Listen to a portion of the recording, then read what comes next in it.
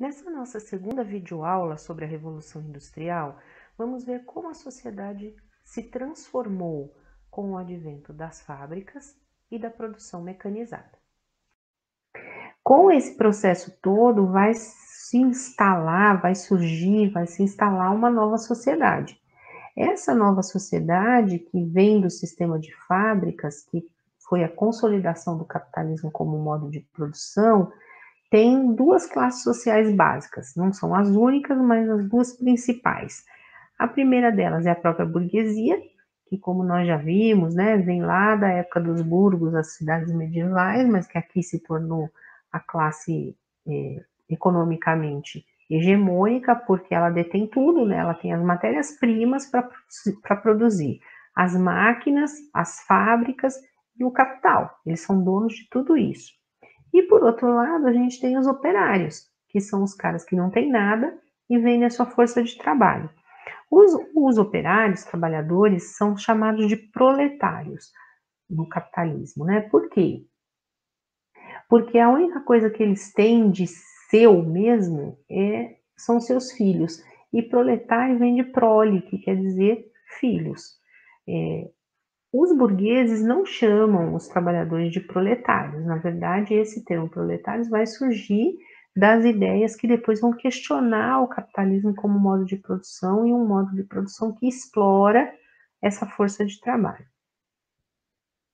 As fábricas desse primeiro período da Revolução Industrial, e durante muito tempo ainda foi assim, eram ambientes horríveis, né?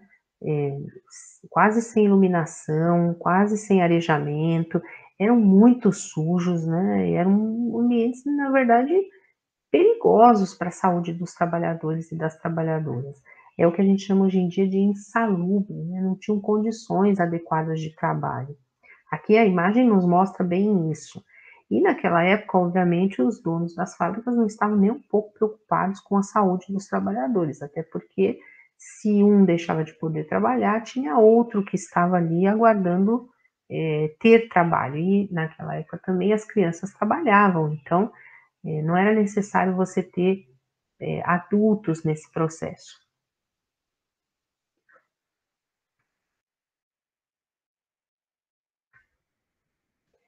E como eram as fábricas, né, os lugares que moldaram esse modo de produção capitalista? Eram ambientes horríveis.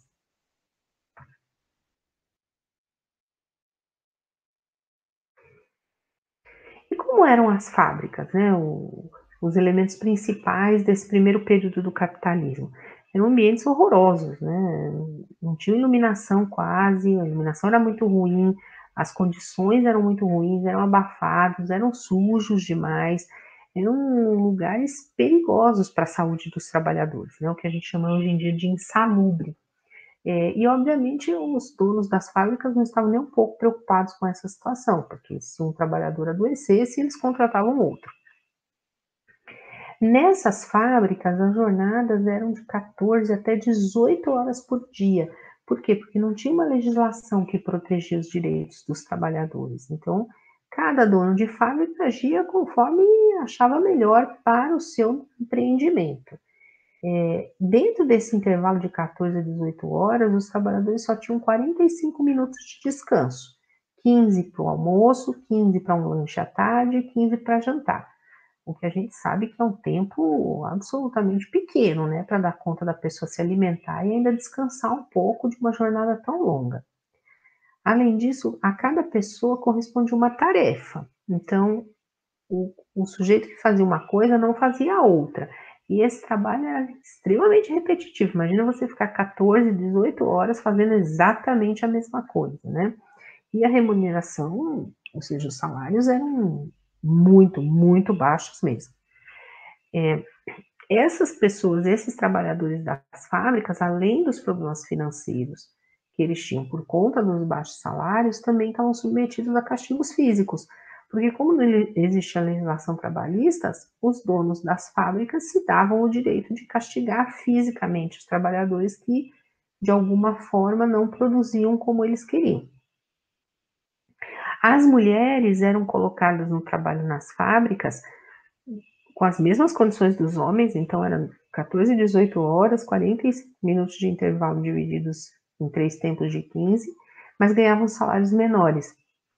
Por quê? Porque os donos das fábricas achavam que estavam fazendo um favor para as trabalhadoras, permitindo que elas levassem os filhos e, por isso, elas podiam ganhar menos. Como essas mulheres realmente precisavam trabalhar, né, porque os salários dos maridos não davam, não eram suficientes, muitos maridos adoeciam e até morriam por conta das condições insalubres, elas acabavam não questionando os salários. Como a gente pode ver aí, ó, tem mulheres e crianças trabalhando juntas, o que era bastante comum na época, né? As crianças que tinham mães trabalhadoras das fábricas iam junto e também trabalhavam. No caso do trabalho infantil, quem mais sofreu com isso foram as crianças órfãs. Os donos das fábricas recolhiam essas crianças nas cidades onde a fábrica estava instalada e elas passavam a viver dentro das fábricas. Só que em que condição? Elas tinham um lugar para dormir e tinham alimento, mas tinham que trabalhar 15 horas por dia em média, né? Em condições muito precárias, porque vocês podem ver aí pela foto, essas máquinas não eram apropriadas para crianças, tanto que era preciso fazer uma espécie de degrau em que as crianças ficavam quase penduradas durante toda essa longa carga de trabalho. E como é que era a vida fora da fábrica? Porque aqui é importante a gente ter. O cara se sacrificava, trabalhava 15, 18 horas por dia, mas tinha uma vida boa fora da fábrica? Não, né? Na verdade, a condição de moradia fora da fábrica era precaríssima. A esmagadora maioria dos trabalhadores, para não dizer 100%, vivia em cortiços, né? Que são essas habitações em que uma única construção serve para dezenas de famílias. Via de regra, as pessoas, famílias inteiras em um único cômodo, né? Uma família inteira em um único cômodo, geralmente sem ventilação, sem janela. Naquela época não existia água encanada, o esgoto era a céu aberto, um mau cheiro incrível, o espaço não tinha, as roupas das pessoas eram secas na rua, não é que hoje, né, no quintal de casa, não, é na rua mesmo, onde todo mundo estava passando, cheio de ratos e insetos, porque como não tinha sistema de esgoto, né, e a alimentação era pouca e nem sempre muito adequada, então isso causou muitas doenças, muitas epidemias, né? Era assim, né? Essa imagem retrata bem o que era a vida das pessoas, né? Lugares apertados, enfim, e as crianças convivendo aí com essa situação toda. Então, o que a gente vai ter é um processo de um espalhamento aí de epidemias. Mas e qual a reação dos trabalhadores, né? Porque os trabalhadores, obviamente, vão reagir a essa situação de exploração absoluta. Os trabalhadores vão primeiro lutar por uma jornada fixa, ou seja, em que todas as fábricas cumpram a mesma jornada de trabalho. E essa jornada era a jornada de 8 horas, que são as 44 horas semanais, etc. E nesse processo de lutas, eles se dividiram em 3 movimentos diferentes, que tinham, obviamente, formas de luta e características diferentes. Vamos entender cada um. A gente tem primeiro o mais antigo, né, o ludismo. O ludismo tem esse nome por causa de um operário chamado Ned Ludd, que quando condenado num determinado momento às chicotadas, porque o patrão achava que ele não estava produzindo o suficiente, ele reagiu quebrando a máquina em que ele trabalhava. E aí esse movimento se caracterizava por isso, né? Os operários se reuniam e quebravam as máquinas. Outro que é um movimento limitado, porque as máquinas podiam ser repostas e esses trabalhadores, via de regra, eram mandados embora e dificilmente conseguiam trabalho em outras fábricas. A gente tem o cartismo, que é um movimento de defesa de uma carta chamada Carta do Povo.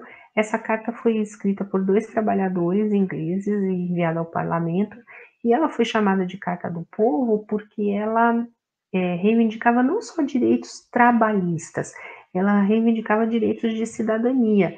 O principal deles era o direito ao voto, porque naquela época existia uma coisa chamada voto censitário, ou seja, só votava quem era rico. Enfim, as trade unions, que surgem mais tarde, em relação a esses dois movimentos, mas são associações de operários, agrupamentos de operários, cuja principal arma era a greve. E essas associações são, vamos dizer assim, os locais de origem dos sindicatos atuais. Com o surgimento das trade unions, o ludismo acaba perdendo força, porque os operários começam a perceber que essa ideia de quebrar a máquina, ela é muito, ela não dá muito conta do que eles precisam. O que eles precisam é reivindicar melhores condições de trabalho, melhores salários, e quebrar as máquinas não resolve isso, não dá conta disso, né? Então as trade unions vão crescer muito e o movimento ludista vai perder sua força. A partir de 1830, então, primeira metade do século XIX, os trabalhadores começam, com essa organização que eles estão tendo, a conquistar seus primeiros direitos. Então, a primeira coisa que eles vão conquistar é regulamentar o trabalho infantil. Hoje a gente sabe, tem consciência de que o lugar de criança não é no trabalho, é na escola, né? Mas naquele momento isso foi uma conquista importante, de que as crianças passassem a trabalhar apenas 6 horas diárias. Houve também a redução da jornada de trabalho para mulheres e para homens em momentos diferentes. E, por fim, a ampliação dos horários de pausa para refeição. Como a gente viu, aqueles 15 minutos, 45 no total do dia, não eram suficientes. A partir de 1830, então, primeira metade do século XIX, os trabalhadores começam, com essa organização que eles estão tendo, a conquistar seus primeiros direitos. Então, a primeira coisa que eles vão conquistar é regulamentar o trabalho infantil. Hoje a gente sabe, tem consciência de que o lugar de criança não é no trabalho, é na escola, né? Mas naquele momento isso foi uma conquista importante, de que as crianças passassem a trabalhar apenas 6 horas diárias. Houve também a redução da jornada de trabalho para mulheres e para homens em momentos diferentes. E, por fim, a ampliação dos horários de pausa para refeição. Como a gente viu, aqueles 15 minutos, 45 no total do dia, não eram suficientes.